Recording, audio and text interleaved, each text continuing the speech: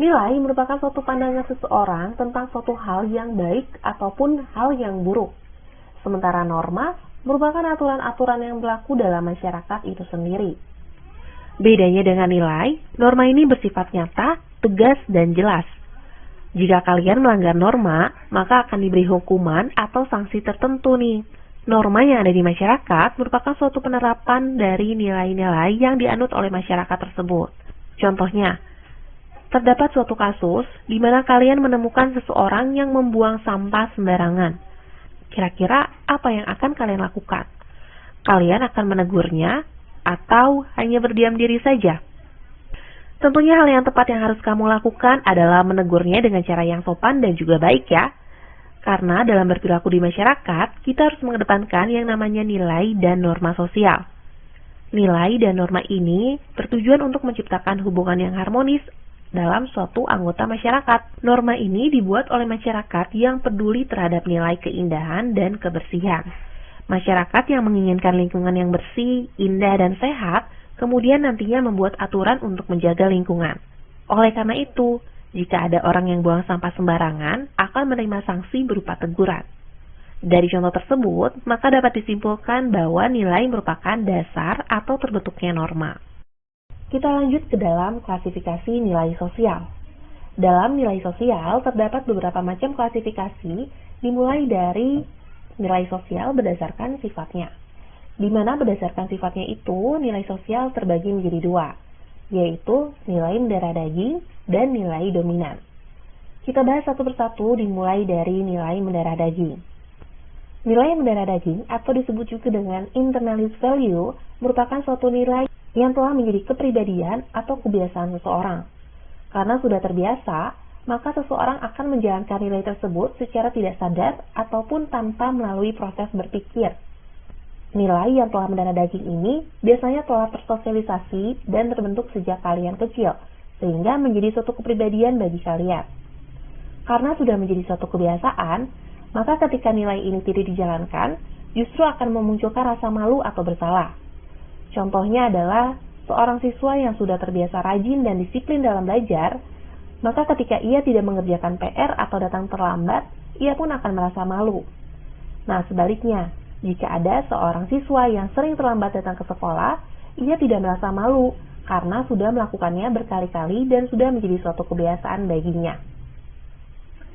Sementara nilai dominan adalah suatu nilai yang dianggap lebih penting daripada nilai-nilai lainnya.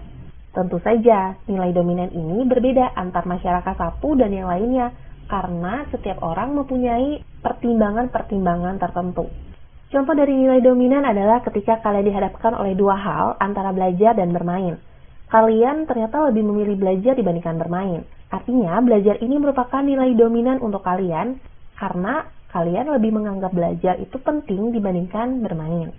Kemudian, nilai sosial berdasarkan pendapat dari Profesor Notonegoro, di mana berdasarkan Profesor Notonegoro, nilai ini dibagi menjadi 3, yaitu nilai material, nilai vital, dan nilai rohani. Nilai material merupakan nilai yang penting bagi jasmani kalian. Contohnya adalah makan, minum, tidur, olahraga. Hal-hal yang berkaitan dengan jasmani kalian itu disebut dengan nilai material. Kemudian nilai vital merupakan suatu nilai yang jika tidak dilakukan maka akan menimbulkan suatu dampak. Contohnya adalah ketika kalian tidak mengerjakan PR, kemudian kalian dimarahi oleh guru kalian. Artinya, PR merupakan suatu nilai yang vital karena ketika kalian tidak mengerjakan, maka kalian akan mendapatkan dampaknya, yaitu dimarahi oleh guru kalian. Atau contoh lainnya ketika di luar hujan, kemudian kalian tidak membawa payung. Dampaknya adalah kalian akan kehujanan dan kebasahan. Sehingga payung merupakan nilai vital bagi kalian ketika di luar sedang turun hujan. Kemudian selanjutnya adalah nilai rohani. Jika nilai material berhubungan dengan nilai jasmani, sementara nilai rohani berhubungan dengan nilai-nilai kepercayaan kalian. Contohnya adalah beribadah atau melakukan kegiatan agama lainnya. Kemudian pada slide berikutnya kita akan membahas tentang ciri-ciri norma sosial. Ciri yang pertama adalah tertulis ataupun tidak tertulis. Aturan-aturan yang berlaku dalam masyarakat tidak semuanya tertulis. Adapun aturan yang tidak tertulis, contohnya adalah peraturan di rumah, peraturan adat, ataupun peraturan dalam bermasyarakat.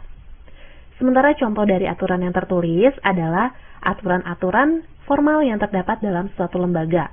Contohnya aturan dalam berpakaian di sekolah atau aturan tata tertib di sekolah, dan aturan-aturan formal lainnya yang terdapat suatu organisasi atau lembaga.